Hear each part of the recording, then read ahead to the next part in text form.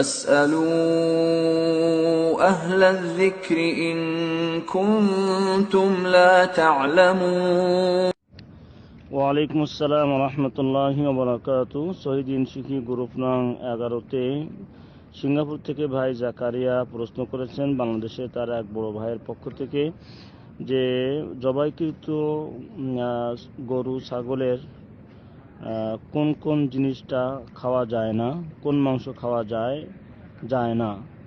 আমাদের এখানে একজন বলছেন যে গরুর লেজ, জবাইকৃত গরুর লেজের মাংস খাওয়া যাবে না। বিসমিল্লাহ ওয়াসসালাতু ওয়াসসালামু আলা রাসূলিল্লাহ ওয়া আলা আলিহি ওয়া সাহবিহি ওয়া মান ওয়ালা। সম্মানিত সকল দিনী ভাই ও বোনেরা, আল্লাহ রাব্বুল আলামিন আমাদের জন্য যা কিছু হালাল করেছেন সেটা হচ্ছে হালাল, এবং যা কিছু হারাম করেছেন সেটা হচ্ছে হারাম। দুনিয়াতে আল্লাহ রাব্বুল আলামিন আমাদের দুনিয়ার জীবনের সাথে সংশ্লিষ্ট অসংখ্য বিষয়কে তিনি আমাদের জন্য হালাল করেছেন।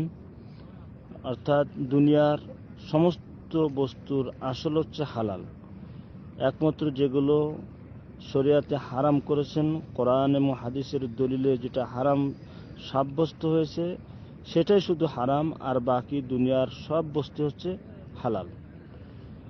আর এটা হচ্ছে দুনিয়াবির বস্তুর ক্ষেত্রে। আর ইবাদতের ক্ষেত্রে তার আসর হচ্ছে হারাম। একমাত্র আল্লাহ রাব্বুল আলামিনের জন্যই ইবাদত করা হচ্ছে হালাল, এবং তিনি রাসূলের মাধ্যমে যেভাবে ইবাদত করতে বলেছেন সেভাবেই ইবাদত করা হচ্ছে বৈধ। আর বাকি আল্লাহ ব্যতীত কোনো কিছুর ইবাদত করা হচ্ছে হারাম, এবং রাসূল সাল্লাল্লাহু আলাইহি সাল্লামের পদ্ধতিতে ইবাদত না করলেও সেটা কবুল হবে না, বা সেটাও ঠিক অবৈধ বা ঠিক নয়। এজন্য দুনিয়ার আসল হচ্ছে হালাল। একমাত্র যেটা ইসলামে হারাম করেছেন, দলিল প্রমাণে যেটা হারাম প্রমাণিত হয়েছে সেটাই শুধুমাত্র হারাম, বাকি সব হচ্ছে হালাল। স্বাভাবিক জিনিসের হুকুম হচ্ছে হালাল। তো রাসূলুল্লাহ সাল্লাল্লাহু আলাইহি ওয়াসাল্লাম বলেছেন যে উহিল্লাত লানা মাইতাতান ওয়া দামানে, যে আমাদের জন্য আল্লাহ রাব্বুল আলামিন দুটি মৃত্যু এবং দুটি রক্তকে হালাল করেছেন। দুটি মৃত্যু হচ্ছে আল হুত ওয়াল জাররাদু, যে পানিতে বসবাসকারী মাছ মৃত্যুবরণ করলেও সেটা খাওয়া যাবে। আর এখানে জাররাদ হচ্ছে ডিড্ডি পোকা, যেটা ফড়িংয়ের মতো কিন্তু একটু বড় আকারের, যেটা আরব বিশ্বে পাওয়া যায়। ওয়াদ্দামানে, যে দুটি রক্তকে আল্লাহ হালাল করেছেন খাওয়া, সেটা হচ্ছে কলিজা এবং তিহাল, যেটা ফ্যাকসা বলা হয়। কলিজা এবং কলিজার মতোই কিবদা এবং তিহাল। কিবদাকে বলা হয় বাংলা হচ্ছে কলিজা, আর তিহাল যেটা ওই জিব্বার মতো লম্বা করে, সেটাও কলিজার মতোই রং, সেটা এই দুটাকে হালাল করা হয়েছে রক্তের মধ্যে থেকে। তাই কলিজা এবং তিহাল এটা খাওয়া হালাল।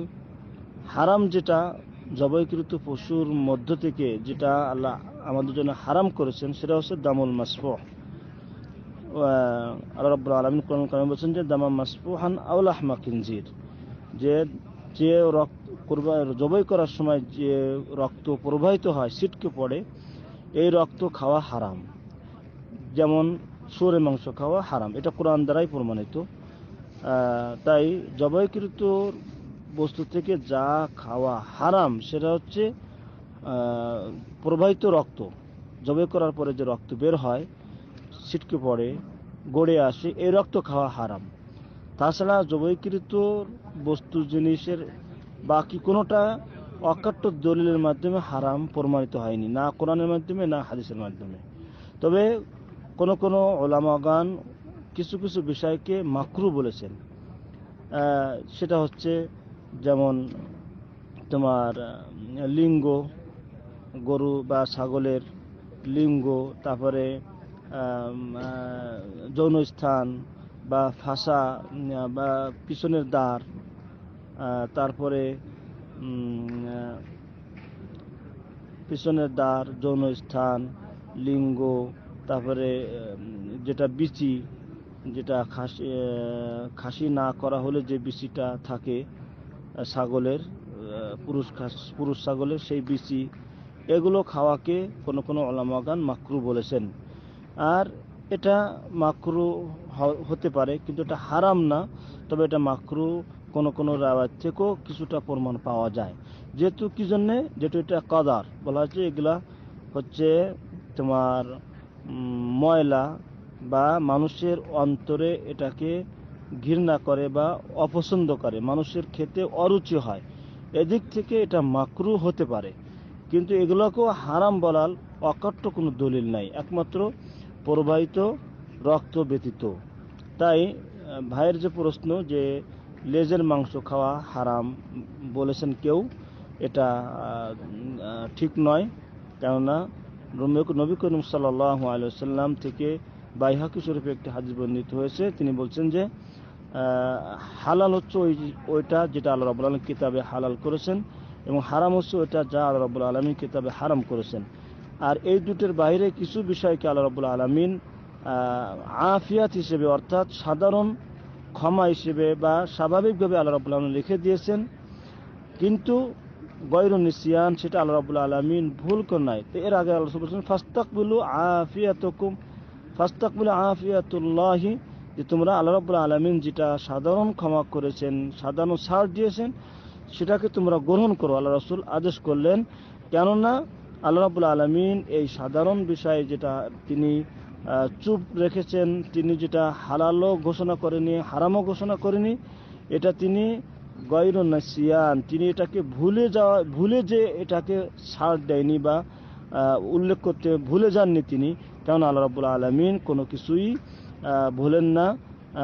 লা তাখুযু সিনাতু ওয়ালা নাওম, যে গয়রুন নিসিয়ানিন, রাসূল সাল্লাল্লাহু আলাইহি ওয়াসাল্লাম অন্য হাদিসে বলছেন যে আল্লাহ রাব্বুল আলামিন এটাকে উল্লেখ করেননি ভুল করে নয়, বরং মানুষের সুবিধার জন্য, মানুষের জন্য ছাড় দেওয়ার জন্য। অতএব লেজের মাংস খাওয়া হারাম হওয়ার কোনো দলিল নাই, বরং সেটা খাওয়ার দলিল রয়েছে।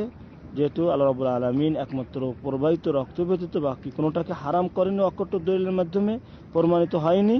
তবে যে সমস্ত বিষয় মানুষের অরুচি হয়, যেমন লিঙ্গ বা পিছনের দ্বার বা বিচি, সেটা যদি কেউ না খায় তাতে কোনো দোষ নাই, যেহেতু সেটা মাকরুর মধ্যে পড়ে, যা অন্তরে পছন্দ হয় না খাওয়ার। আল্লাহু আলাম।